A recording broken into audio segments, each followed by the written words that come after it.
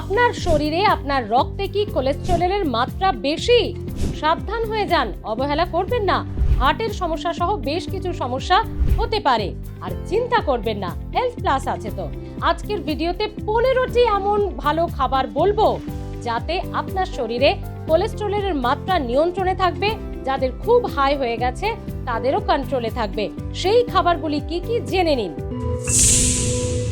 রসুন, লাল চালের ভাত, মুসুর ডাল, ব্রকলি, পালং শাক, মটরশুঁটি, ওমেগা 3 যুক্ত যে কোনো মাছ, ওটস, চিয়া সিড, তিসি বীজ, আপেল, কলা, কমলা লেবু এবং লেবু জাতীয় যে কোনো ফল বা সাইট্রাস ফল, আখরোট, আমন্ড বাদাম, এগুলো খেলে অবশ্যই কোলেস্টেরল নিয়ন্ত্রণে থাকে। তবে একদিনে সবগুলো খাবেন না, প্রত্যেক দিন আপনার খাদ্য তালিকায় এক একটি করে এক একদিন রাখার চেষ্টা করুন।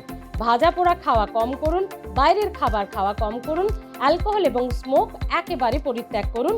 ভালো থাকুন, দেখতে থাকুন হেলথ প্লাস।